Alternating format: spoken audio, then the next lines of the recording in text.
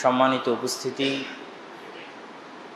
যাবতীয় প্রশংসা হামদ ও সানা আল্লাহ সুবহানাহু ওয়া তাআলার জন্য। সকলেই বলে আলহামদুলিল্লাহ। দরুদ ও সালাম বর্ষিত হোক পৃথিবীর সর্বশেষ ও সর্বশ্রেষ্ঠ রাসূল আহমদ মুহাম্মদ মুস্তাফা সাল্লাল্লাহু আলাইহি ওয়াসাল্লামের প্রতি। আমরা অবগত আছি যে আমরা ধারাবাহিকভাবে জেরুজালেম বা বাইতুল মুকাদ্দাসের উপর আলোচনা পেশ করে আসছি। প্রথম জুমায় ইব্রাহিম আলাইহিস সালাতু ওয়াস সালাম থেকে নিয়ে মুহাম্মদ সাল্লাল্লাহু আলাইহি ওয়াসাল্লামের আগ পর্যন্ত আমরা বাইতুল মুকাদ্দাসের আলোচনা পেশ করেছি, যেখানে আমরা দেখেছি পৃথিবীতে যত নবী রাসূল এসেছেন ইব্রাহিম আলাইহিস সালাতু ওয়াস সালামের পরে সকল নবী রাসূলের কোনো না কোনোভাবে যোগাযোগ বাইতুল মুকাদ্দাস বা জেরুজালেমের সাথে ছিল। তাদের জন্ম অথবা বেড়ে ওঠা অথবা মৃত্যু, এবং এটাও দেখেছি যে আল্লাহ সুবহানাহু ওয়া তাআলা বহু নবী রাসূলকে বাইতুল মুকাদ্দাস বিজয়ের জন্য নির্দেশ দিয়েছেন, জিহাদের জন্য নির্দেশ দিয়েছেন। তার মধ্যে অন্যতম হচ্ছেন মূসা আলাইহিস সালাতু ওয়াস সালাম এবং তারপরেই দাউদ আলাইহিস সালাতু ওয়াস সালাম। এবং এটাও দেখেছি যে আল্লাহ সুবহানাহু ওয়া তাআলা এই ঘটনাগুলোতে বাইতুল মুকাদ্দাসকে আল আরদুল মুকাদ্দাসাহ, পবিত্র ভূমি, বারাকনা হাওলাহ, যার চারিদিকে বরকত দিয়ে ঘেরা আছে তথা বরকতময় হওয়ার বিষয়ে বহু আয়াতে আল্লাহ সুবহানাহু ওয়া তাআলা স্পষ্টভাবে ঘোষণা করেছেন। তো নবী রাসূলগণের স্মৃতি বিজড়িত এই ভূমির দ্বিতীয় পর্বের আলোচনায় আমরা দেখেছি মুহাম্মদ সাল্লাল্লাহু আলাইহি ওয়াসাল্লামের জীবদ্দশায় তার জীবনের সাথে বাইতুল মুকাদ্দাসের সম্পর্ক। এবং আমরা এটাও বলেছি যে যদি আল্লাহ রাসূল সাল্লাল্লাহু আলাইহি ওয়াসাল্লাম বাইতুল মুকাদ্দাসের সাথে মুসলমানদের এই সম্পর্ক গড়ে না যেতেন, তাহলে ইসলাম লিউযহিরাহু আলা দ্বীনি কুল্লিহ, সকল দিনের উপর ইসলামের প্রাধান্য এবং সারা পৃথিবীর উপর ইসলামের গালবা, প্রাধান্য, ইসলামের আধিপত্য, ইসলামের বিজয় অসম্পূর্ণ থেকে যেত। এই জন্য রাসূল সাল্লাল্লাহু আলাইহি ওয়াসাল্লাম এবং আল্লাহ সুবহানাহু ওয়া তাআলার ইচ্ছাতেই তার জীবনের বহু ঘটনাতে আমরা বাইতুল মুকাদ্দাসের সাথে সম্পর্ক দেখেছি। প্রথম কিবলা থেকে শুরু করে, মেরাজের ঘটনা থেকে শুরু করে, এবং আমরা দুইটা জিহাদের আলোচনাও করেছি, যুদ্ধের আলোচনা করেছি, যেটাতে রাসূল সাল্লাল্লাহু আলাইহি ওয়াসাল্লামের জীবদ্দশায় সংঘটিত হয়েছে এবং জেরুজালেমের আশেপাশে সংঘটিত হয়েছে। তার মধ্যে অন্যতম ছিল মুতার যুদ্ধ। দ্বিতীয় পর্বের আলোচনায় আমরা এটাও দেখেছি যে মুহাম্মদ সাল্লাল্লাহু আলাইহি ওয়াসাল্লামের পরে আবু বকর রাদিয়াল্লাহু তাআলা আনহু এবং তারপরে ওমর রাদিয়াল্লাহু তাআলা আনহুর হাতে বাইতুল মুকাদ্দাসের বিজয়। বাইতুল মুকাদ্দাসের এই বিজয় যদি ওমর রাদিয়াল্লাহু তাআলা আনহুর হাতে না হয়ে বা চার খলিফার কোনো একজনের হাতে না হয়ে পরবর্তীতে হতো, তাহলে বাইতুল মুকাদ্দাসের সাথে মুসলমানদের যে আত্মিক হৃদয়ের গাঢ় সম্পর্ক, সেটা হয়তো আজকে যত মজবুত আছে অত মজবুত নাও থাকতে পারত। এবং আমরা এটাও দেখেছি যে চার খলিফার কোনো খলিফাই সরাসরি কোনো শহর বা দেশ বিজয়ে অংশগ্রহণ করেননি। মিশর হোক, সিরিয়া হোক, অথবা ইরাক হোক, পারস্য হোক, রোম হোক, কিন্তু ওমর রাদিয়াল্লাহু তাআলা আনহু সশরীরে বাইতুল মুকাদ্দাস বিজয়ে অংশগ্রহণ করেছিলেন। তার এই সশরীরে বাইতুল মুকাদ্দাস বিজয় করা ইসলামের সাথে, মুসলমানদের সাথে বাইতুল মুকাদ্দাসের সম্পর্ককে, যেই স্বপ্ন রাসূল সাল্লাল্লাহু আলাইহি ওয়াসাল্লাম দেখেছিলেন, সেই স্বপ্নকে পরিপূর্ণরূপে বাস্তবায়ন এবং মুসলমানদের সাথে বাইতুল মুকাদ্দাসের আধ্যাত্মিক সম্পর্ককে সবচেয়ে মজবুত আকারে রূপদান করেন। ওমর, ওসমান, আলী রাদিয়াল্লাহু তাআলা আনহুম তাদের মৃত্যুর পরে তথা খোলাফায়ে রাশিদিনের যুগ শেষ হওয়ার পরে আমরা জানি যে ইসলামী খেলাফা, যেটা নিকট শতাব্দী পর্যন্ত চলেছে, 1913, 1914 সাল পর্যন্ত নামকাওস্তে হলেও যে খেলাফা ছিল, সেটার আমরা কয়েকটা ভাগ ইতিহাসের পাতায় পাই। প্রথমগুলোকে বলা হয় উমাইয়া খেলাফা, তার পরেরগুলোকে বলা হয় আব্বাসীয় খেলাফত, এবং আব্বাসীয় খেলাফত আমলের একটা যুগ ছিল শক্তিশালী যুগ, আর একটা যুগ ছিল দুর্বল যুগ। আব্বাসীয় খেলাফতের শক্তিশালী যুগে আমরা খলিফা হারুনুর রশিদ, খলিফা মামুনুর রশিদ তাদের নাম জানি এবং শুনেছি। আর আব্বাসীয় খেলাফতের দুর্বল যুগে আব্বাসীয় খলিফার কোনো শক্তি, কোনো ক্ষমতা, কোনো দাপট, কোনো শৌর্য বীর্য ছিল না। নামকাওয়াস্তে তাদেরকে খলিফা রাখা হতো, আর শক্তি ক্ষমতা থাকতো আঞ্চলিক বিভিন্ন ক্ষমতাধর রাষ্ট্রগুলোর বা সাম্রাজ্যগুলোর। তার মধ্যে প্রথম দিকের সাম্রাজ্য হচ্ছে ফাতিমীয়, শিয়া, ওবায়দি, বাতিনি, ফাতিমীয়দের রাজ্য। দীর্ঘকালব্যাপী তাদের প্রভাব আব্বাসীয় খেলাফতে ছিল। তারপরে এসেছে সেলজুক সাম্রাজ্য, তারপরে এসেছে আইয়ুবি, সুলতান সালাহুদ্দিন আইয়ুবি তার বংশধরদের সাম্রাজ্য, তারপরে এসেছে মামলুকদের সাম্রাজ্য। এই ৩-৪টে আঞ্চলিক শক্তির অধীনে তখন আব্বাসীয় খেলাফত পরিচালিত হতো নামকাওয়াস্তে। যেমন এখন ইংল্যান্ডের রাজা আছে, রানী আছে, কিন্তু সত্যিকার অর্থে তেমন কোনো ক্ষমতা নাই। এরকম বহু দেশে রাজা রানী প্রথা এখন অব্যাহত আছে, কিন্তু সত্যিকার অর্থে তাদের কাছে কোনো ক্ষমতা বা সিদ্ধান্ত নেওয়ার কোনো ক্ষমতা তাদের কাছে নাই। তো এরকম একটা অবস্থায় চলে গেছিল আব্বাসীয় খেলাফত। তো আমরা মোটামুটি আজকের আলোচনায় যে বিষয়টার প্রতি আলোকপাত করব সেটার একটু গুরুত্ব বলে নিই। সেটা হচ্ছে আজকে আমরা যে অবস্থার মধ্যে দিয়ে অতিক্রম করছি সারা পৃথিবীতে, মুসলিম উম্মাহ বা মুসলিম জাতি, বিশেষ করে ফিলিস্তিন, জেরুজালেম বা বাইতুল মুকাদ্দাস কেন্দ্রিক যে আলোচনা আমরা গত কয়েক সপ্তাহ থেকে করতেছি, সেটার আলোকে এবং সার্বিক অবস্থার আলোকে আমরা যে অবস্থার মধ্যে দিয়ে যাচ্ছি, আমাদের মনে হতে পারে যে আমরাই হয়তো সবচেয়ে কঠিন অবস্থার মধ্যে দিয়ে যাচ্ছি, বা আমাদের যুগেই হয়তো জেরুজালেম বা বাইতুল মুকাদ্দাসের সবচেয়ে খারাপ এবং কঠিন অবস্থা। কিন্তু আজকের আলোচনায় আপনারা দেখবেন বা বুঝতে পারবেন বা অনুভব করতে পারবেন যে আমরা যে সময় অবস্থান করছি, এই সময়ের অবস্থা সেই সময়ের চাইতে আজকে যে সময়ের আলোচনা করব শতগুণ ভালো, এবং মুসলমানদের অবস্থান, সার্বিক অবস্থা শতগুণ উত্তম সেই সময়ের চাইতে। মুহাম্মদ সাল্লাল্লাহু আলাইহি ওয়াসাল্লামের আসার পর থেকে নিয়ে আজ পর্যন্ত ওই সময়ে মুসলিম উম্মাহ যে ক্রান্তিকাল অতিক্রম করেছে, যে ভয়াবহ, ভয়ঙ্কর, জঘন্যতম যুগ অতিক্রম করেছে, তা এখন পর্যন্ত আর কোনো সময়ই করেনি। এই জন্য ওই সময়টা আমাদের জন্য জানা আরও বেশি জরুরি। যে আমি আমার বহু বক্তব্যে বলেছি যে সুন্নাতুল্লাহ ফি তাদবীরিল আরজ, পৃথিবী পরিচালনায় আল্লাহর মূলনীতি মানুষের জানা উচিত। যে আল্লাহ সুবহানাহু ওয়া তাআলা কিভাবে পৃথিবী পরিচালনা করে থাকেন, আর পৃথিবী পরিচালনায় আল্লাহ সুবহানাহু ওয়া তাআলার মূলনীতি মানুষ ইতিহাসের মাধ্যমে জানতে পারে। আল্লাহ পবিত্র কোরআনে ইতিহাস কেন আলোচনা করেছেন? আদ, সামুদ, ইব্রাহিম, মুসা, ফিরআউন, কওমে লূত, কওমে নূহ, এই বিশাল বিশাল সম্প্রদায়ের ইতিহাস আল্লাহ কেন আলোচনা করেছেন? মানুষকে এটা বোঝানোর জন্য যে এই রকম হলে আল্লাহ এরকম করে থাকেন। এটাই পৃথিবী পরিচালনায় আল্লাহর নীতি। ফিরআউনের মতো এরকম অহংকারী হলে এরকম পতন হবে, হকের রাস্তায় থাকলে এরকম বিজয় হবে, ইমানের ওপর থাকলে এরকম পরীক্ষা আসবে। এটা আল্লাহ মানুষকে বুঝান যে এটা পৃথিবী পরিচালনায় আমার নীতি।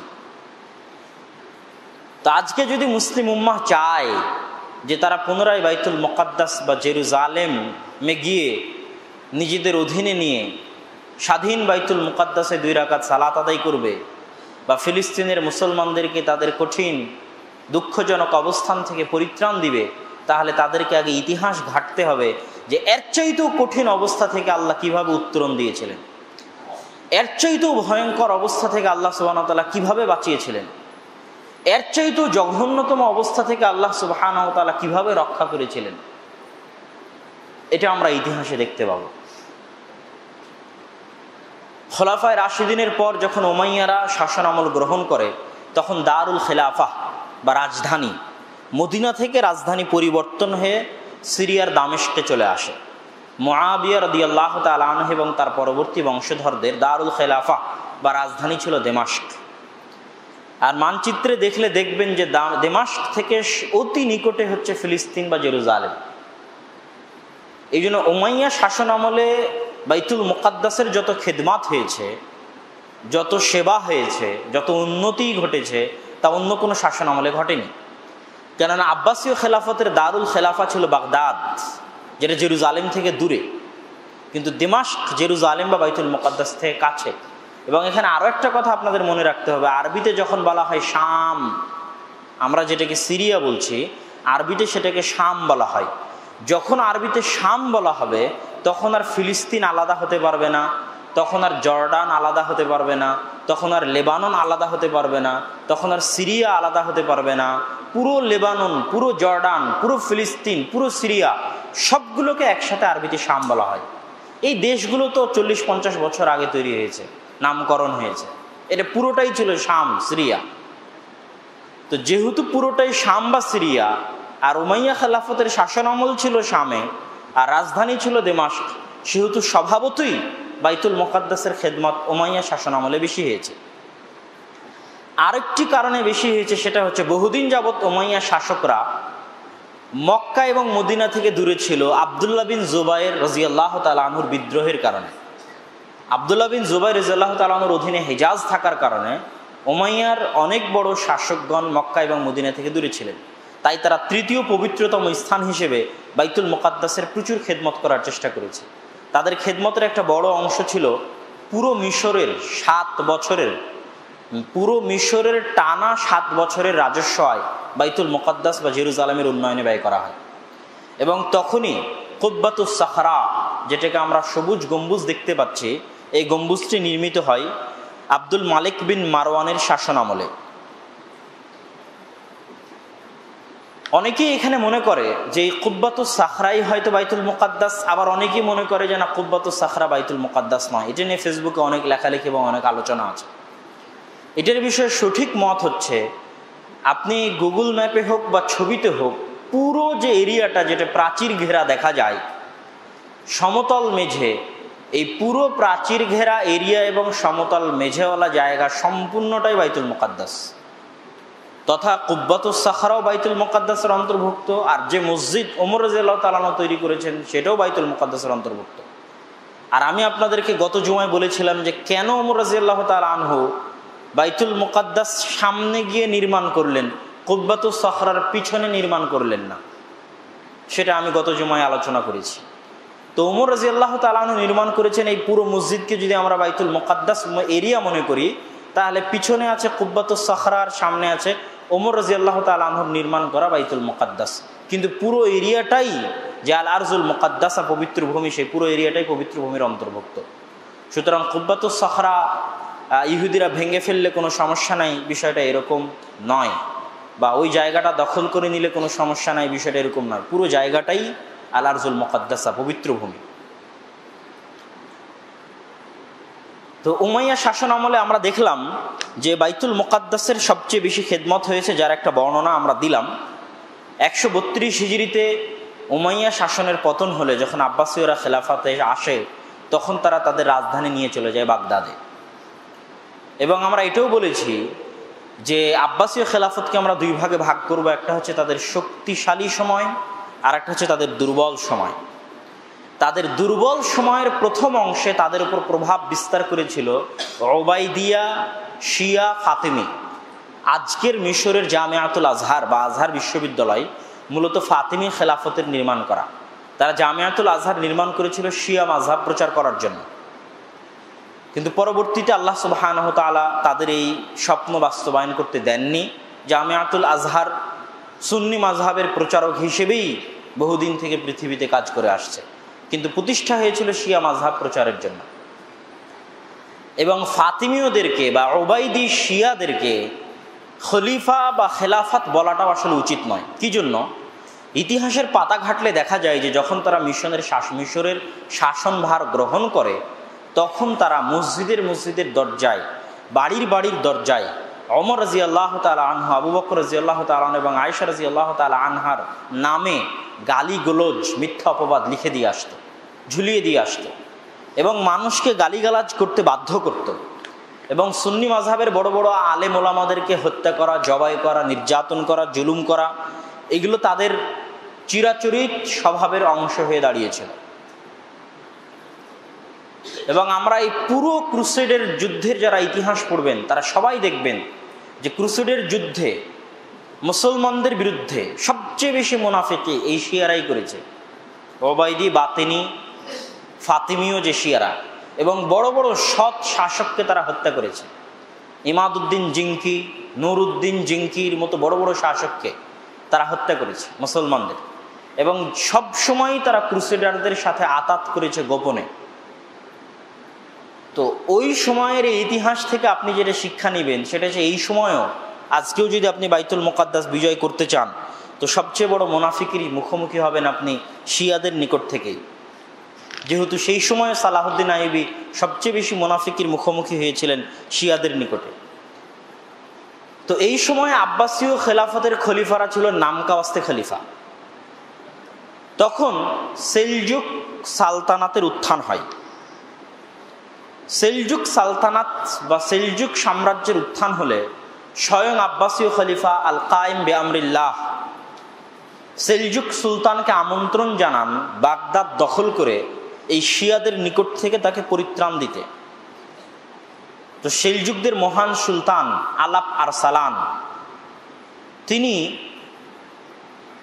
বাগদাদ গিয়ে শিয়াদের নিকট থেকে বাগদাদকে উদ্ধার করত পুরো মুসলিম বিশ্বে সেলজুক সালতানাতের ভিত্তিপ্রস্তর স্থাপন করে, এবং সেলজুক সালতানাতের মাধ্যমে আব্বাসীয় খেলাফা পুনরায় সুন্নিদের কর্তৃক প্রভাবিত এবং সারা মুসলিম বিশ্বে সঠিক আকিদা এবং সঠিক আমলের প্রচারের একটা মাধ্যম হয়ে দাঁড়ায়। এই সেলজুক সালতানাতের উপর এত লম্বা আলোচনা এই জন্য করতেছি যে কিছুক্ষণ পরই যখন দেখবেন যে ক্রুসেডারদের সাথে যুদ্ধ হচ্ছে তখন ওই ক্রুসেডারদের সাথে যুদ্ধের যে মুজাহিদ তাদের উত্থান, তাদের তৈরি মূলত কোথায় হয়েছে? তাদের তৈরি মূলত এই সেলজুক সালতানাতের হাতেই হয়েছে। সেলজুক সালতানাতের বিখ্যাত এই শাসক আলাপ আরসালান বাইজেন্টাইন তখনও কিন্তু তুরস্ক বিজয় হয়নি। কনস্টান্টিনোপল বা আরবিতে যেটাকে কুস্তুনতুনিয়া বলা হয়, আজকের যেটা তুরস্ক বা তুরস্কের রাজধানী ইস্তাম্বুল, তখনও কিন্তু বিজয় হয়নি। পুরো ক্রুসেড আমলে কিন্তু তুরস্ক বা কুস্তুনতুনিয়া বিজয় হয়নি, বরং ক্রুসেডের যুদ্ধে আপনি ম্যাপে দেখলে বুঝতে পারবেন এবং যত 8টা ক্রুসেড হয়েছে, একটা দুইটা নয়, দীর্ঘ 200 বছর যাবৎ 8 বার ইউরোপ থেকে এসে বাইতুল মুকাদ্দাস দখল করে, সিরিয়া দখল করে মুসলমানদের উপর অত্যাচার জুলুম করার 8 বার প্রচেষ্টা হয়েছে। এটা দীর্ঘ 200 বছর ব্যাপী, একবার দুইবার নয়। এবং একদিনের জুমার খুতবা এই পূর্ণ আলোচনা কমপ্লিট করা সম্ভব নয়, কিন্তু আমরা সারমর্মটা পেশ করে দিব ইনশাআল্লাহ। তো এখানে যেটা বলতে চাইলাম যে তখন ইস্তাম্বুল বিজয় হয়নি। তো যত ক্রুসেডাররা আসতো তারা দুইটা রাস্তা দিয়ে আসতো। স্থলপথে আসলে তুরস্ক দিয়ে আসতো, তুরস্ক দিয়ে ভূমধ্য সাগরের পাড় হয়ে ধার হয়ে ত্রিপলি, আক্কা, হাইফা, তারপরে এখন যে তেল আবিব, এগুলো সব ভূমধ্য সাগরের তীরবর্তী অঞ্চল, গাজা, এগুলো সব ভূমধ্য সাগরের তীরবর্তী অঞ্চল। তো তুরস্ক হয়ে ভূমধ্য সাগরের তীরবর্তী অঞ্চল দিয়ে বাইতুল মুকাদ্দাসে প্রবেশ করত, অথবা সরাসরি পানি জাহাজে করে ভূমধ্য সাগর হয়ে এই কোনো এক তীরে, যেটা আমরা লেবাননের তীর বলতে পারি, যেটা আমরা সিরিয়ার তীর বলতে পারি, এবং বর্তমান ইসরায়েলের তীরবর্তী কোনো অঞ্চলে অবতীর্ণ হয়ে তারা বাইতুল মুকাদ্দাস দখল করার চেষ্টা করত। এটা আপনি ম্যাপ খুললেই আপনার নিকটে স্পষ্ট হয়ে যাবে। তো এখানে যেটা বলতে চাইলাম যে সেলজুক সালতানাতের মহান সম্রাট আলাপ আরসালান তিনি এই কুস্তুনতুনিয়া বিজয় করার জন্য, বাইজেন্টাইন সাম্রাজ্য বলা হতো কুস্তুনতুনিয়াকে, ওটার উপর আক্রমণ চালান, এবং সেই বিখ্যাত যুদ্ধকে বলা হয় মেলাজকুরদের যুদ্ধ। এই যুদ্ধে বাইজেন্টাইন সাম্রাজ্যের পতন হয়, বাদশাহ রোমান্স গ্রেফতার হন। যদিও তিনি কুস্তুনতুনিয়া বিজয় করতে পারেননি, কিন্তু এই ভয়ঙ্কর যুদ্ধের খবর যখন ইউরোপে পৌঁছে যায় তখন তারা আশঙ্কা করে যে কনস্টান্টিনোপলের পতন হয়ে যেতে পারে। এই কারণে মূলত ক্রুসেড আরম্ভ হয়। এখন তারা এই আশঙ্কায় মুসলমানদের উপর পাল্টা আক্রমণ, বাইজেন্টাইন সাম্রাজ্যের উপর আক্রমণ করার আগেই মুসলমানদের উপর পাল্টা আক্রমণের রূপ হিসেবে ক্রুসেডের আরম্ভ হয়। ক্রুসেডের আরম্ভকালের আরেকটা কথা আপনাদেরকে মনে রাখতে হবে যে তৎকালীন সময়ে ইউরোপে রাজা বাদশাদের তেমন কোনো মূল্য ছিল না। সবচেয়ে বেশি মূল্য, সবচেয়ে বেশি ক্ষমতা, সবচেয়ে বেশি পাওয়ার ছিল গির্জার পাদ্রীদের। গির্জার পাদ্রীরা চাইলে যে কোনো শাসককে ক্ষমতা থেকে সরাতে পারতেন, গির্জার পাদ্রীরা চাইলে যে কোনো শাসককে ক্ষমতায় বসাতে পারতেন। এটা অবস্থা ছিল ফ্রান্স থেকে শুরু করে, ইতালি থেকে শুরু করে, ব্রিটেন থেকে শুরু করে, জার্মান থেকে শুরু করে যত বড় বড় ইউরোপিয়ান কান্ট্রি আছে যারা সেই সময় ক্রুসেডের যুদ্ধে অংশগ্রহণ করেছে, এই বড় বড় কান্ট্রিগুলোর বড় অংশগ্রহণ ছিল ক্রুসেডের যুদ্ধে। তার আজও আছে এবং সেই ক্রুসেডের যুদ্ধ তারা বন্ধ করেনি, বরং এখনো চালাচ্ছে। তো সেই সময়ে গির্জার পাদ্রীরা মূলত তৎকালীন সময়ের খ্রিস্টানদের উস্কাতো মুসলমানদের উপর আক্রমণ করার জন্য। আরও একটা কথা মনে রাখতে হবে, তৎকালীন সময় আজকে আমরা যত আলোকোজ্জ্বল ইউরোপ দেখছি, যত সুন্দর উন্নত ইউরোপ দেখছি, তখন মূলত ছিল এটা অন্ধকার। বাগদাদ আলোকোজ্জ্বল ছিল, গ্রানাডা আলোকোজ্জ্বল ছিল, স্পেনের গ্রানাডা, কিন্তু ইউরোপ ছিল অন্ধকার। গরিব, মিসকিন, ফকির, গণ্ড, মূর্খ, জাহেল ক্রুসেডের ইতিহাস পড়লে দেখতে পাবেন। এবং লাখ লাখ গণ্ড, মূর্খ, জাহেল, অশিক্ষিত, অসভ্য, বর্বরকে পাঠানো হয়েছিল মুসলমানদেরকে হত্যা করার জন্য। এবং প্রথম ক্রুসেডে তাদেরকে পরাজিত হতে হয়, এই জন্য যে প্রথম ক্রুসেডে কোনো প্রশিক্ষিত সেনাবাহিনী পাঠানো হয়েছিল না। তো এই অশিক্ষিত, অসভ্য, মূর্খ, জাহেল, জার্মান, ব্রিটেন, ফ্রান্স, ইতালি, অশিক্ষিত, অসভ্য, মূর্খ, জাহেল, বর্বর কৃষক শ্রেণীর মানুষদেরকে স্রোতের পালের মতো পাঠানো হতো মুসলমান অঞ্চলগুলোতে। তখন এই সেলজুক সালতানাতেরই একজন সম্রাট ছিলেন কিলিজ আরসালান। তিনি এদের প্রথম ক্রুসেডের এদেরকে একদম কচু কাটা করে শেষ করেছিলেন, কেন এরা ছিল নন প্রশিক্ষিত ছিল না। কচু কাটা করে যখন শেষ করলেন, তখন এবার ক্রুসেডাররা ভাবলো যে এরকম সাধারণ মানুষকে উস্কিয়ে যুদ্ধে পাঠিয়ে লাভ নাই, প্রশিক্ষণের দরকার আছে। তখন তারা প্রশিক্ষণ দিয়ে সেনাবাহিনী তৈরি করলো, যাদেরকে বলা হতো নাইট, ক্রুসেডার সেনাবাহিনীদেরকে। এবং দ্বিতীয় ক্রুসেডের সময় এখানে দুঃখজনক হলেও সত্য যে শক্তিশালী সেলজুক সালতানাত, যেখানে প্রথম ক্রুসেডের যুদ্ধে ক্রুসেডারদেরকে চরমভাবে নাকানি চুবানি খাইয়ে বিতাড়িত করলো, সেই সেলজুক সালতানাতের এমনভাবে অধঃপতন হলো ভাইয়ে ভাইয়ে গৃহযুদ্ধের কারণে। আলাপ আরসালানের পরবর্তী সন্তানেরা, তার পৌত্রেরা, চাচা ভাতিজা, ভাই ভাই এমনভাবে গণ্ডগোল এবং মারামারি শুরু হয়ে গেল যে কোনো কেন্দ্রীয় শাসন ব্যবস্থার বাকি থাকলো না।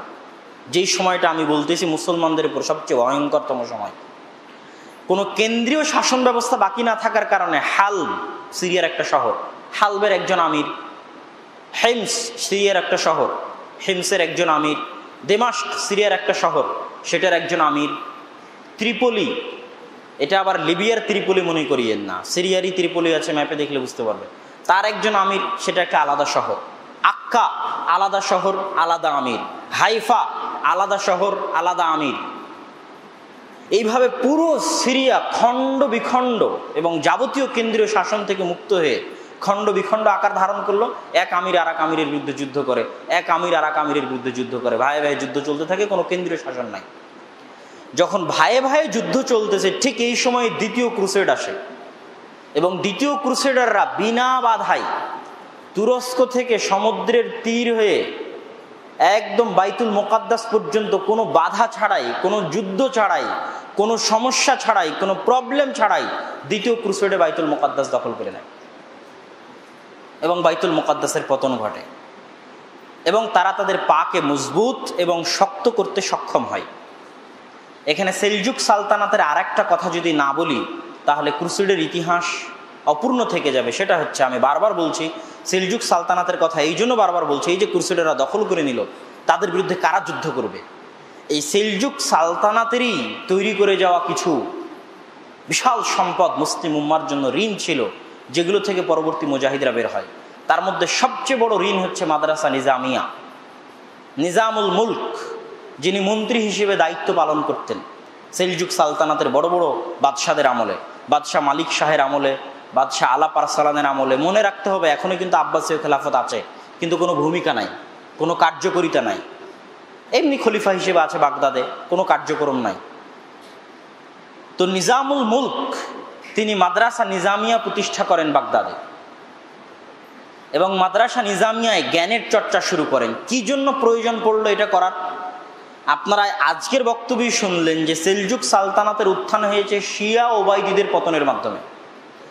তো শিয়া ওবায়দি ফাতেমীয়রা যেমন জামিয়াতুল আজহার প্রতিষ্ঠা করেছিল শিয়া মাযহাব প্রচারের জন্য, যেমন তাদের কাছ থেকে বাগদাদকে মুক্ত করার পর সঠিক আকীদা, সঠিক আমল, সঠিক বিশ্বাস প্রচার করার জন্য মাদ্রাসা নিজামিয়া প্রতিষ্ঠা করা হয়, বিশাল লাইব্রেরি প্রতিষ্ঠা করা হয়। এবং মাদ্রাসা নিজামিয়া থেকে পরবর্তীতে বড় বড় আলেম ওলামা, বড় বড় মুহাদ্দিসের আবির্ভাব হয়েছে। তারিখে দিমাশকের লেখক ইবনে আসাকির, ইমাম গাজ্জালি, আল ইজ্জ বিন আব্দুস সালাম, তাদের মতো বড় বড় আলেম ওলামা এবং ঐতিহাসিকদের জন্ম, উত্থান এবং পড়াশোনা এই মাদ্রাসা নিজামিয়ায়। এবং এই মাদ্রাসা নিজামিয়ার এই আমল, আখলাক এবং জ্ঞানের চর্চা, সঠিক আকীদা এবং আমলের চর্চা, এই আলো থেকেই মূলত পরবর্তীতে ক্রুসেডারদের বিরুদ্ধের যে মুজাহিদরা তৈরি হবে তাদের শুরুটা, ভিত্তিটা এখান থেকেই হয়। তো আমরা মোটামুটি দেখলাম যে ক্রুসেডাররা বাইতুল মুকাদ্দাস বিজয় করে নিয়েছে, এবং যেই দিন ক্রুসেডাররা বাইতুল মুকাদ্দাস বিজয় করে সেই দিন আপনাদের মনে রাখতে হবে যে ওমর রাদিয়াল্লাহু তাআলা আনহু যখন বাইতুল মুকাদ্দাস বিজয় করেছিলেন তখন তার ব্যবহার কেমন ছিল। আবার আজকের বক্তব্যই দেখবেন সালাহুদ্দিন আইয়ুবী যখন বাইতুল মুকাদ্দাস বিজয় করবে তখন তার ব্যবহার কেমন ছিল। আর এই ক্রুসেডাররা যখন বাইতুল মুকাদ্দাস বিজয় করলো তখন তাদের ব্যবহার কেমন ছিল। 70,000-এরও অধিক মুসলমানকে তারা একদিনে জবাই করেছে ফিলিস্তিনের জেরুজালেমে। এবং ইতিহাসের পাতায় লেখা আছে যে ক্রুসেডারদের ঘোড়ার পাগুলো রক্তের স্রোতে ডুবে গেছিল, মুসলমানদের রক্তের স্রোতে। অথচ যখন এই খ্রিস্টানেরা এই জেরুজালেমে বসবাস করত তখন ওমর রাদিয়াল্লাহু তাআলা আনহু তাদের কোনো ক্ষতি করেননি, এবং তাদের চুক্তি আমি গত বক্তব্যে আপনাদের সামনে পড়েছি। এটা ছিল 1099 সাল 492 হিজরি 15ই জুন শাবান মাস। ক্রুসেডাররা জেরুজালেমে প্রবেশ করে এবং বাইতুল মুকাদ্দাসের পতন হয়, এবং 70,000-এরও অধিক মুসলমানদেরকে তারা একই দিনে জবাই করে জেরুজালেমে। এবার আমরা দেখব যে ক্রুসেডারদের বিরুদ্ধে জেহাদের শুরুটা ওই যে নিজামুল মুলক বাইজেন্টাইন সাম্রাজ্যে যিনি মন্ত্রী ছিলেন, যাকে ইসলামের ইতিহাসের মহান মন্ত্রী বলা হয়, সবচেয়ে মহান মন্ত্রী, ওয়াজির আলা, সবচেয়ে মহান মন্ত্রী নিজামুল মুলক, যিনি মাদ্রাসা নিজামিয়ার প্রতিষ্ঠাতা, পরহেজগার, তাকওয়াবান, আল্লাহ ভীরু মানুষ, এবং তার বাদশাহ মালিক শাহ পরহেজগার, তাকওয়াবান, আল্লাহ ভীরু মানুষ। এই দুইজনের যিনি নিরাপত্তা রক্ষী ছিলেন, এই দুইজনের যিনি দারওয়ান ছিলেন, তিনি আর কেউ নন, তিনি হচ্ছেন নুরুদ্দিন জিঙ্কি বা নুরুদ্দিন জঙ্গি বা ইমাদউদ্দিন জিঙ্কি বা ইমাদউদ্দিন জঙ্গি। নুরুদ্দিন জিঙ্কির দাদা এবং ইমাদউদ্দিন জিঙ্কির পিতা, তিনি ছিলেন ওই নিজামুল মুলক এবং মালিক শাহের নিরাপত্তারক্ষী। তার একটা সেলজুক সালতানাতের একজন কর্মচারীর বংশধর থেকে আল্লাহ সুবহানাহু ওয়া তাআলা ক্রুসেডারদের পতনের যাত্রাটা শুরু করেন। ইমাদউদ্দিন জিঙ্কি রাহিমাহুল্লাহ তিনি মুসেলের আমির মওদুদের সাথে থেকে প্রথম জিহাদে অংশগ্রহণ করেন ক্রুসেডারদের বিরুদ্ধে, এবং মুসেলের আমির মওদুদের মৃত্যুর পর ইমাদউদ্দিন জিঙ্কি রাহিমাহুল্লাহ নিজে মুসেলের আমির হন। এবং ইমাদউদ্দিন জিঙ্কি রাহিমাহুল্লাহ মুসেলের আমির হওয়ার পর এখন থেকে আপনারা দেখবেন যে কিভাবে বাইতুল মুকাদ্দাস বিজয়ের কর্মপরিকল্পনা তৈরি হচ্ছে, এবং ওই কর্মপরিকল্পনাই একমাত্র সম্ভব বাইতুল মুকাদ্দাস বিজয়। কেননা বাইতুল মুকাদ্দাসের পতনের পর রাজনৈতিক ঐক্যের মাধ্যমে 505 হিজরিতে একটা যুদ্ধ আরম্ভ হয়েছিল ক্রুসেডারদের বিরুদ্ধে। এই মুসেলের যিনি বাদশাহ মওদুদ, তিনি মানুষজনকে উৎসাহিত করে, যেহেতু বাগদাদ তখন মারকাজুল ইলম, জ্ঞানের কেন্দ্র ছিল, এবং বাগদাদে মাদ্রাসা নিজামিয়া ছিল, মানুষজনের মধ্যে জ্ঞানের চর্চা ছিল, মানুষজনের চাপে পড়ে বাগদাদের তৎকালীন নামকাওয়াস্তে আব্বাসী খলিফা সব বিভিন্ন, আমি বলেছি কেন্দ্রীয় শাসনবিহীন যে রাজা বাদশারা ছিল বিভিন্ন শহরের, তাদেরকে ডেকে একটা রাজনৈতিক ঐক্য করে 505 হিজরিতে। রাজনৈতিক ঐক্য করে ক্রুসেডারদের বিরুদ্ধে যুদ্ধ করে। এই রাজনৈতিক ঐক্য সম্পূর্ণরূপে ব্যর্থ হয়, ফ্লপ হয়। কেন? যুদ্ধ শুরু হওয়া মাত্রই মুনাফিকি দেখা দেয়। কেন? এটা তো আল জিহাদ ফি সাবিলিল্লাহ ছিল না, আল্লাহর সন্তুষ্টি ছিল না, বাইতুল মুকাদ্দাস অর্জনের ইচ্ছা ছিল না। নিজের ক্ষমতা টিকানোর স্বার্থ ছিল, নিজের দেশ বা নিজের মাতৃভূমি বা নিজের ক্ষমতা, নিজের প্রভাব প্রতিপত্তি ধরে রাখার স্বার্থ ছিল। আজকেও যখন ইসরায়েল দখল করেছে ফিলিস্তিন, তখন এরকম রাজনৈতিক ঐক্য হয়ে তিনবার যুদ্ধ হয়েছে। ওই রাজনৈতিক ঐক্যের যুদ্ধে পরাজয় ছাড়ার কিছুই আসেনি। তো এই ঘটনাগুলোতে আপনি দেখবেন যে রাজনৈতিক ঐক্য দিয়ে বাইতুল মুকাদ্দাস মুক্ত হয়নি। ইমাদউদ্দিন জিঙ্কির মতো সেলজুক সালতানাতের একজন কর্মচারীর সন্তান, যে সামান্য মুসলিমের আমির, কোনো খলিফা বা বাদশাহ নয়, তার অন্তরের ইখলাস, তার অন্তরের চাওয়া এবং নিঃস্বার্থ চাওয়া যে বাইতুল মুকাদ্দাস মুক্ত করতে হবে একমাত্র আল্লাহর সন্তুষ্টির জন্য। কোনো জাতীয়তাবাদী ধারা, জাতীয়তাবাদী মতবাদ বা ধর্মনিরপেক্ষ মতবাদ, যেমন আজকের ফিলিস্তিনে যদি আপনি দেখেন যে আল ফাতাহ, তারা কি? তারা হচ্ছে জাতীয়তাবাদী চেতনায় বিশ্বাসী, ধর্মনিরপেক্ষ চেতনায় বিশ্বাসী। তাদের জাতীয়তাবাদী ধর্মনিরপেক্ষ চেতনা কি? যে আমি ফিলিস্তিনি, আমার বাড়ি আমার চাই। নট মুসলিম ফিলিস্তিন মুসলমানদের ফিলিস্তিন চাই, বাইতুল মুকাদ্দাস মুসলমানদের বাইতুল মুকাদ্দাস চাই, সম্পূর্ণ আল্লাহর সন্তুষ্টির জন্য নিঃস্বার্থভাবে। এটা আসে না। এই জন্য তারা বিশ্বাস করে যে একই সাথে ইসরায়েল এবং ফিলিস্তিন পাশাপাশি বসবাস করবে, এরকম দ্বিজাতির ভিত্তিতে শান্তিতে বসবাস করবে, এটাই নাকি সমাধান। তো এই জাতীয় সমাধান দিয়ে কোনোদিন বাইতুল মুকাদ্দাসের মুক্তি হবে না। আজকের ঘটনা থেকে আপনাকে শিখতে হবে যে ওই সময় এর চাইতে ভয়ঙ্কর। বাইতুল মুকাদ্দাসে যখন ইসরায়েলরা প্রবেশ করে, তখন এভাবে 70,000 মানুষকে জবাই করেনি। তারা ক্রমবর্ধমানভাবে অত্যাচার চালিয়েছে। আজকে আর বাড়ি দখল করে নিচ্ছে, কালকে ওর বাড়ি দখল করে নিচ্ছে, কিন্তু এরকম ভয়ঙ্করতম অবস্থা তৈরি হয়নি। আরো ভয়ঙ্করতম অবস্থা আপনারা দেখতে পাবেন। তো ইমাদউদ্দিন জিঙ্কি রাহিমাহুল্লাহ, সামান্য মুসেল, সিরিয়ার শহর মুসেলের আমির হয়ে তিনি দুইটা টার্গেট নিলেন। তার দুইটা পরিকল্পনা বাস্তবায়ন না হলে বাইতুল মুকাদ্দাস মুক্ত করা পসিবল নয়। এক, যত মুসলিম আশেপাশে আছে তাদেরকে এক নেতৃত্বের অন্তর্ভুক্ত করতে হবে, যেটা এখন কেন্দ্রীয় শাসন নাই, এক নেতৃত্বের অন্তর্ভুক্ত নাই। এই জন্য আমি আমার বহু বক্তব্যে বলেছি, মুসলমানদের ঐক্য হচ্ছে রাষ্ট্র ক্ষমতার ঐক্য।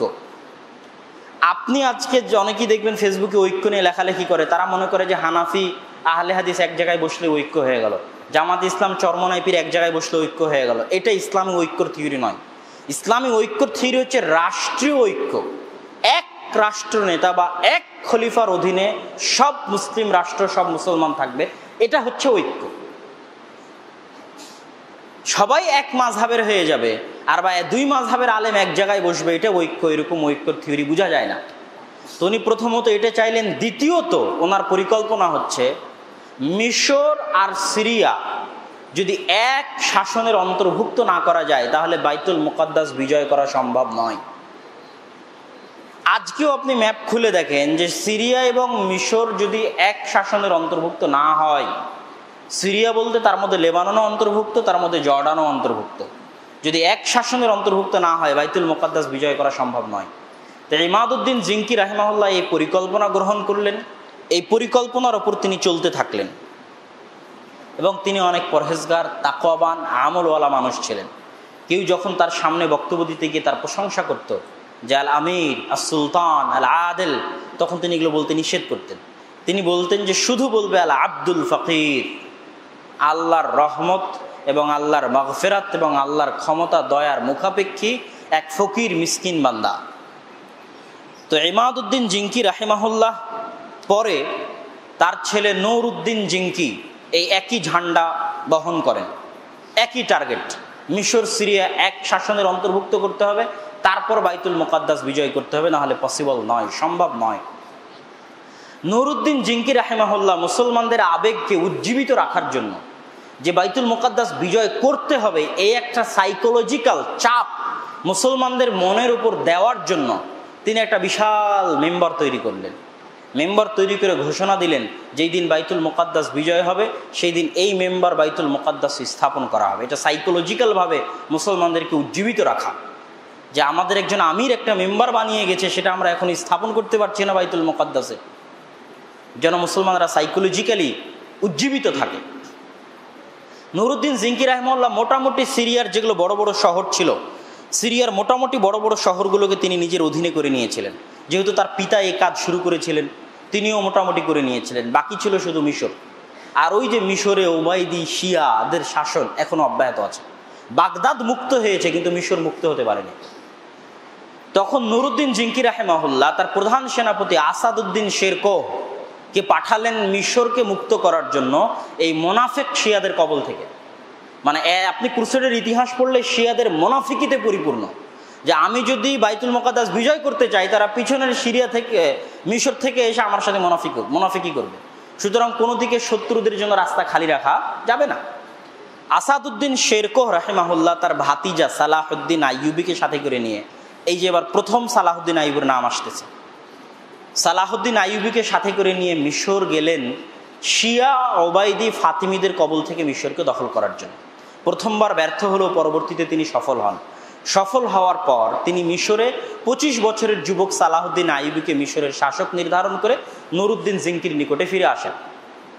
সালাহউদ্দিন আইয়ুবী রাহিমাহুল্লাহ মিশরের শাসনভার গ্রহণ করার পরে, তখন তিনি মাত্র 25-26 বছরের যুবক, শাসনভার গ্রহণ করার পরে ওবাইদি শিয়া ফিতনাকে জড় থেকে সমূলে উৎখাত করার জন্য আপ্রাণ চেষ্টা করেন এবং তিনি মোটামুটি 190 ভাগ সফল হন। কেন তিনি জানতেন আমার যুদ্ধের পথে, জিহাদের পথে সবচেয়ে বড় মুনাফিক হচ্ছে এই শিয়ারা।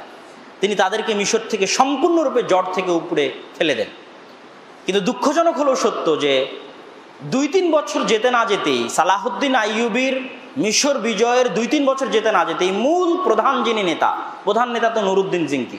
সালাহউদ্দিন আইয়ুবী তো এখনো প্রধান নেতা নয়, মাত্র সেনাপতি, মিশরের দায়িত্ব পেয়েছেন। নুরুদ্দিন জিঙ্কির মৃত্যু হয়। নুরুদ্দিন জিঙ্কির মৃত্যু হওয়ার পরে তার 10-11 বছরের সন্তানকে শাসক বানিয়ে একদল ষড়যন্ত্রকারী তার খেলাফতের ঘোষণা দিয়ে দেয়। তখন সালাহউদ্দিন আইয়ুবী রাহিমাহুল্লাহ বিপদে পড়েন। সালাহউদ্দিন আইয়ুবী রাহিমাহুল্লাহ দেখছেন যে যদি এই 10-11 বছর একজন শাসকের হাতে পুরো সিরিয়া, যেটা ইমাদউদ্দিন জিঙ্কির রক্ত, নুরুদ্দিন জিঙ্কির রক্তে একত্রিত করা হয়েছে বাইতুল মুকাদ্দাস বিজয় করার জন্য, মেম্বার স্থাপন করা আছে বাইতুল মুকাদ্দাসে রাখতে হবে, যদি 10-11 বছরের বাচ্চা শাসন করে তাহলে তো সব নষ্ট হয়ে যাবে। তখন তিনি মিশর থেকে বিশাল বাহিনী নিয়ে সিরিয়া দখল করার জন্য আসেন। তখন এখানে আবার শিয়ারা চক্রান্ত করে ক্রুসেডারদের কাছ থেকে সাহায্য চায়, কিন্তু সালাহউদ্দিন আইয়ুবী রাহিমাহুল্লাহর নিকটে তারা টিকতে পারে না। সালাহউদ্দিন আইয়ুবী রাহিমাহুল্লাহ পুনরায় পুরো সিরিয়ার পুরো মিশরকে নিজের এক শাসনের অন্তর্ভুক্ত করে ফেলে। সিরিয়া এবং মিশর যখন এক শাসনের অন্তর্ভুক্ত হলো, এত পরিশ্রম, এত কষ্ট, এত দুঃখ কিন্তু শুধু বাইতুল মুকাদ্দাস বিজয় করার জন্য। এবার তিনি বাইতুল মুকাদ্দাস বিজয় করার উদ্দেশ্যে রওনা করলেন। বাইতুল মুকাদ্দাস বিজয়ের উদ্দেশ্যে সবচেয়ে বড় যুদ্ধ, সবচেয়ে ভয়ঙ্করতম যুদ্ধ হচ্ছে হিত্তিনের যুদ্ধ। 4 জুলাই 1180, 583 রবিউল আখির, হিত্তিনের যুদ্ধ। এখন যেখানে ইসরায়েলের বুহাইরা তাবারিয়া, এই বুহাইরা তাবারিয়ার নাম আপনারা দাজ্জালের হাদিসেও পাবেন। দাজ্জালের লম্বা হাদিস, যেটা আব্বু আরবি ইবারত সহ মুখস্থ অনুবাদ করে পড়ে এবং শুনতে ভালো লাগে। ওখানে দাজ্জাল জিজ্ঞেস করে যে বুহাইরা তাবারিয়া থেকে পানি আছে? তখন ওই তামিম আদ-দারির যে সাথীরা তারা বলে ওখানে এখনো পানি আছে। তখন দাজ্জাল বলে ওখানে একদিন পানি থাকবে না। এই বুহাইরা তাবারিয়াকে কেন্দ্র করে সালাহউদ্দিন আইয়ুবী রাহিমাহুল্লাহ পুরো পানির এরিয়াটা নিজের দখলে নিয়ে নিলেন এবং ওনার প্ল্যান ছিল যে এই ক্রুসেডারদেরকে মরুভূমিতে মারতে হবে। এরা আসছে ইউরোপ থেকে, মরুভূমির সাথে অতটা পরিচিত নয়, আর এদের জন্ম হচ্ছে মরুভূমিতে। ইমাদউদ্দিন জিঙ্কি, নুরুদ্দিন জিঙ্কি, আরবদের জন্ম মরুভূমিতে, আর ওরা ইউরোপ থেকে আসছে। আজকেও যারা ইহুদি, আজকেও যারা ইউরোপ, এরা আরবের মরুভূমিতে যুদ্ধ করতে পারবে না, তাদের শরীরের সাথে শ্যুট করবে না। সালাহউদ্দিন আইয়ুবী রাহিমাহুল্লাহ প্ল্যান করলেন এদেরকে মরুভূমিতে নিয়ে আসতে হবে, এবং তিনি তার পরিকল্পনায় সফল হলেন এবং তার কৌশল সফল হলো। পানির এরিয়া থাকলো তার দখলে, ক্রুসেডাররা তার ফাঁদে পা দিয়ে চলে আসলো মরুভূমিতে। আর এইদিকে তিনি তার সেনাবাহিনীকে আগে থেকে বলে রেখেছিলেন সব খড় কুটো কাঠ জমা করে আগুন আর ধোঁয়ার তাপ সৃষ্টি করার জন্য পুরো ক্রুসেড বাহিনীর চারদিকে। একে তো মরুভূমির গরম, জুন জুলাই মাসের গরম, তার উপর আবার আগুনের গরম, তার উপর আবার পানির যে জায়গায় যাবে সেই পানি নাই, কতক্ষণ আর পানি জমা করে রাখা যায়। মাত্র 12,000 সৈন্যবাহিনীর সামনে প্রায় 1 লক্ষেরও অধিক বিশাল সেনাবাহিনী সালাহউদ্দিন আইয়ুবী রাহিমাহুল্লাহর কৌশলের সামনে পরাজিত এবং নাস্তানাবুদ হয়ে যায়। এবং জুলাই থেকে সেপ্টেম্বর মাত্র 2-3 মাসের মধ্যে সালাহুদ্দিন আইয়ুবী রাহিমাহুল্লাহ যত সিরিয়ান শহর ক্রুসেডারদের ছিল সব বিজয় কমপ্লিট করে বাইতুল মুকাদ্দাসে তিনি প্রবেশ করেন। তো সালাহুদ্দিন আইয়ুবী রাহিমাহুল্লাহ বাইতুল মুকাদ্দাসে প্রবেশ করার পর এখানে আরেকটা ঘটনা, তিনি যে বাদশাকে গ্রেফতার করেছিলেন গাই লুইগান, তাকে তিনি মুক্ত করে দিয়েছিলেন। তাকে হত্যা করতে গেলে সে ভয় ভীত সন্ত্রস্ত হয়ে যায়, তিনি তাকে মুক্ত করে দিয়েছিলেন। এবং সালাহুদ্দিন আইয়ুবী রাহিমাহুল্লাহর একটা ভুল ঐতিহাসিকরা আলোচনা করেছে যে তিনি বাইতুল মুকাদ্দাস বিজয়ের পরে ভূমধ্য সাগর তীরবর্তী লেবানন, জর্ডান, ইসরায়েলের যত শহর আছে এই প্রত্যেকটা শহর থেকে তার উচিত ছিল ক্রুসেডারদের উৎখাত করা, কিন্তু সেটা না করে 2-1টা শহর তিনি বাকি রেখে দিয়েছিলেন। এবং তার সেনাবাহিনীর অলসতার কারণে, তার মুজাহিদদের অধীনস্থ মুজাহিদদের অলসতার কারণে ওই 2-3টা শহর থেকেই এবার ক্রুসেডারদের 3য় 4র্থ ক্রুসেড শুরু হয়। এবং আপনারা অনেকেই জানেন না, সালাহুদ্দিন আইয়ুবীর মৃত্যুর তথা এই বাইতুল মুকাদ্দাস বিজয়ের 43 বছর পরে পুনরায় ক্রুসেডাররা বাইতুল মুকাদ্দাস দখল করে ফেলে। এই জন্য আমি বলেছি ক্রুসেডদের যুদ্ধে 1 দিন 2 দিনের নয়, 190-200 বছর যাবৎ চলতে থেকেছে। 8টা ক্রুসেডের যুদ্ধ সংঘটিত হয়েছে। 27 রজব 583 হিজরিতে সালাহুদ্দিন আইয়ুবী বাইতুল মুকাদ্দাসে প্রবেশ করেন। এবং ওমর রাদিয়াল্লাহু তাআলা আনহু যেমন চেষ্টা করেছিলেন একটাও যেন রক্ত না ঝরে বাইতুল মুকাদ্দাসে, সালাহুদ্দিন আইয়ুবী রাহিমাহুল্লাহ আপ্রাণ চেষ্টা করেছেন বাইতুল মুকাদ্দাসে যেন রক্ত না ঝরে। ওমর রাদিয়াল্লাহু তাআলা আনহু 2 দিনার নিয়ে সবকে মুক্ত করে দিয়েছিলেন। সালাহুদ্দিন আইয়ুবী রাহিমাহুল্লাহ 10 দিনার নিয়ে সবকে মুক্ত করে দিলেন। নিরস্ত্র অবস্থায় সব বের হয়ে চলে যাও, আর যারা থাকতে চাইবে তারা স্বাধীনভাবে থাকতে পারবা। অথচ এই শহরেই আজ থেকে 40-50 বছর আগে যখন ক্রুসেডাররা এসেছিল তখন 70,000 মুসলমানকে হত্যা করেছে। তো এই ছিল ইসলামের উদারতা। এখন আমরা মোটামুটি ক্রুসেডারদের যুদ্ধের শেষ পর্যায়ে চলে এসেছি। এখন আমরা দেখব যে সেলজুক সালতানাতের পরে আইয়ুবী সালতানাতের উত্থান হলো সুলতান সালাহুদ্দিন আইয়ুবীর মাধ্যমে। সুলতান সালাহুদ্দিন আইয়ুবীর মৃত্যুর পরে তার ভাই, চাচা, ভাতিজা গন্ডগোল তৈরি হয়ে গেল, গৃহযুদ্ধ লেগে গেল। একই ঘটনা, সেম ঘটনা যেমন সেলজুক সালতানাতের অধীনে হলো। যখন তার ভাই, চাচা গৃহযুদ্ধ লেগে গেল তখন পুনরায় 43 বছর পর ক্রুসেডাররা বাইতুল মুকাদ্দাস দখল করে নিল। ক্রুসেডাররা পুনরায় বাইতুল মুকাদ্দাস দখল করার পর এবার দ্বিতীয়বার বাইতুল মুকাদ্দাস ক্রুসেডারদের হাত থেকে উদ্ধার করছে আইয়ুবী বংশেরই সালাহুদ্দিন আইয়ুবীরই পরবর্তী বংশধর 642 হিজরিতে নাজমুদ্দিন আইয়ুব। তার হাতে পুনরায় বাইতুল মুকাদ্দাস বিজয় হচ্ছে। তার হাতে যখন পুনরায় বাইতুল মুকাদ্দাস বিজয় হয় তখন শেষ 2টা ক্রুসেড, 7ম ক্রুসেড আর 8ম ক্রুসেড, যখন নাজমুদ্দিন আইয়ুব পুনরায় বাইতুল মুকাদ্দাস বিজয় করেন তখন ক্রুসেডাররা 7ম ক্রুসেড পরিচালনা করে পুনরায় বাইতুল মুকাদ্দাস দখল করার জন্য। এই ক্রুসেডারদের সাথে 7ম ক্রুসেডে মানসুরা, সিরিয়ার মানসুরা নামক জায়গায় যে ভয়ঙ্কর যুদ্ধ হয়, এই ভয়ঙ্কর যুদ্ধে নাজমুদ্দিন আইয়ুব মারা যান। এখন উত্থান হবে মামলুক সালতানাতের। মামলুক সালতানাতের উত্থান, এবং আমি বলেছিলাম যে মুসলমানদের ইতিহাসের সবচেয়ে ভয়ঙ্করতম যুগ হচ্ছে এই যে ঘটনাগুলো বলতেছে এই যুগ। কেন ভয়ঙ্করতম এখনই সেটা আরো ক্লিয়ার বুঝতে পারবেন। মামলুক সালতানাতের কিভাবে উত্থান হলো? মামলুক কারা? মামলুক মানে হচ্ছে দাস, কৃতদাস। ওই যে মাদ্রাসা নিজামিয়ার আদলে ওই সময় যারা বিভিন্ন এলাকার বিভিন্ন শহরের কৃতদাস, গোলাম, অসহায়, এতিম, তাদেরকে নিয়ে এসে মাদ্রাসায় পড়াশোনা করিয়ে একটা বিশাল সেনাবাহিনী তৈরি করে মুজাহিদ বানিয়ে বিভিন্ন যুদ্ধে ব্যবহার করা হতো। তো এরা এক সময় যুদ্ধ করতে করতে করতে করতে বিভিন্ন শাসকের অধীনে, এই সালাহুদ্দিন আইয়ুবীর অধীনেও যুদ্ধ করেছে, বিভিন্ন শাসকের অধীনে যুদ্ধ করতে করতে একটা সময় তাদের শক্তি, ক্ষমতা এবং দাপট বেশি হয়ে যায়। তারা পরিপূর্ণরূপে ক্ষমতা কখন হাতে পায়? নাজমুদ্দিন আইয়ুব, যিনি শেষবারের মতো বাইতুল মুকাদ্দাসকে বিজয় করলেন, এবং তার বাইতুল মুকাদ্দাসের বিজয়ের পর থেকে ইসরায়েল প্রতিষ্ঠা হওয়ার আগ পর্যন্ত বাইতুল মুকাদ্দাস মুসলমানদের হাতেই ছিল, বা জেরুজালেম মুসলমানদের হাতেই ছিল দীর্ঘ কয়েক শতাব্দী যাবৎ। এই নাজমুদ্দিন আইয়ুব যখন যুদ্ধের মাঠে মারা যান মানসুরার যুদ্ধে, তখন তার স্ত্রী দায়িত্ব গ্রহণ করেন। তার স্ত্রীর নাম হচ্ছে শাজারাতুদ্দুর। তার স্ত্রী অনেক চৌকস রাজনীতিবিদ, কূটনীতিবিদ মহিলা ছিলেন। যখন তিনি দায়িত্ব গ্রহণ করেন তখন বিশাল সমালোচনা শুরু হয়ে যায় যে একজন মহিলা কিভাবে দায়িত্ব নিতে পারে। তখন তিনি ইজ্জুদ্দিন আইবেক, এই যে মামলুক, একজন দাসকে বিবাহ করে ইজ্জুদ্দিন আইবেককে সামনে রেখে পিছন থেকে ক্ষমতা পরিচালনা করতেন। এই যে একজন দাস ক্ষমতায় চলে আসলো, তারপর থেকে মামলুক সাম্রাজ্য শুরু হলো। ইজ্জুদ্দিন আইবেকের পরে সাইফুদ্দিন কুতজের পরে জাহির বেরবাসের পরে কালাউন, এই সাইফুদ্দিন কুতুজ, জাহির বেরবাস, কালাউন, এরা পরপর তিনজন ইসলামের ইতিহাসের মহান মুজাহিদ, বিশাল সেনাবাহিনীর মহান মুজাহিদ ছিলেন। এবার দেখেন ক্রুসেডাররা সপ্তম অষ্টম ক্রুসেড চালাচ্ছে, শেষই হয়নি। এখনই নাজমুদ্দিন আইয়ুব দ্বিতীয়বারের মতো বাইতুল মুকাদ্দাস বিজয় করলেন, যুদ্ধের মাঠে মারা গেলেন, মামলুকরা তার স্ত্রীর মাধ্যমে ক্ষমতায় চলে আসলো, সপ্তম অষ্টম ক্রুসেড চলতেছে। সিরিয়া, মিশর এখনো ক্রুসেডারদের থেকে খালি হয়নি। এর মধ্যেই মঙ্গোলীয় থেকে তাতারদের উত্থান হলো। তাতারদের এই বিশাল স্রোত সমুদ্রের ঢেউয়ের মতো বাধাহীন গতিতে সামারকান্দ, তুর্কমেনিস্তান, উজবেকিস্তান, পায়ের নিচে বোখারা পিষতে পিষতে বাধাহীন গতি, কেউ বাধা দেওয়ার নাই, কেউ টিকার নাই। এই সমুদ্রের ঢেউ এসে আছড়ে পড়লো ওই যে নামকা অস্তে বাগদাদি আব্বাসীয় খেলাফা এখনো টিকে ছিল সে বাগদাদে।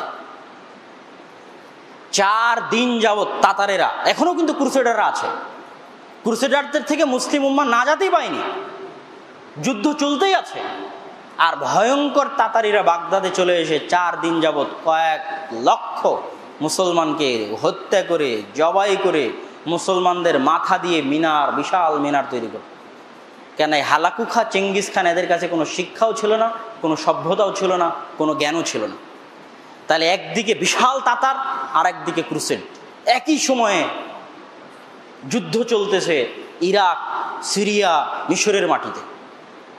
তাহলে অর্চাইতে ভয়ঙ্করতম, অর্চাইতে জঘন্যতম এবং অর্চাইতে খারাপ, কঠিন, দুর্যোগপূর্ণ অবস্থা মুসলমানদের ইতিহাসে মুসলমানদের সাথে কখনোই ঘটেনি, আজকেও নয়। আজকেও এত ভয়ঙ্কর, এত খারাপ ইতিহাস মুসলমানদের নাই। তারপরে এবার মামলুক খেলাফাতই একমাত্র খেলাফা যারা একসাথে ক্রুসেড এবং কাতারের বিরুদ্ধে যুদ্ধ করে, তাতারদের বিরুদ্ধে যুদ্ধ করেছে। তাতাররা বাগদাদ দখল করে নিয়ে সামনে বাড়তে থাকলো মিশরের দিকে। তখন সাইফুদ্দিন কুতুজ দেখলেন যে কোথাও বাধাহীন গতিতে এগিয়ে আসছে, একে যদি আটকানো না যায় তো পুনরায় ফিলিস্তিনের পতন হবে, বাইতুল মুকাদ্দাসের পতন হবে।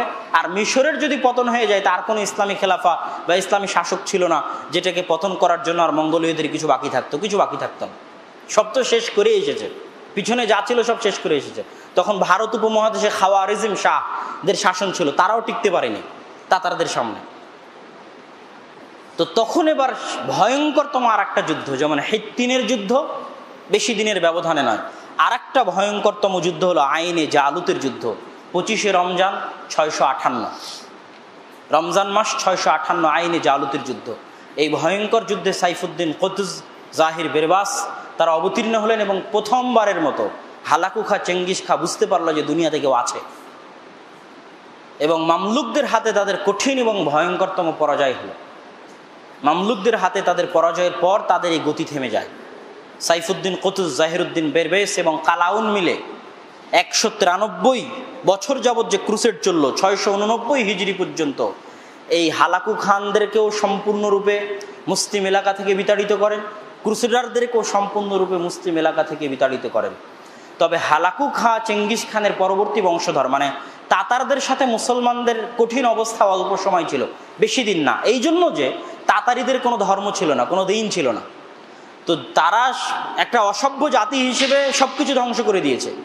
কিন্তু মুসলমানদের দাওয়াহ, তাবলীগ, আচার ব্যবহার, মুসলমান মেয়েদেরকে বান্দি হিসেবে নিয়ে গেছে, কোনো মুসলমান মেয়ে তাদের বাড়িতে বান্দি হিসেবে থেকেছে, কেউ স্ত্রী হিসেবে থেকেছে।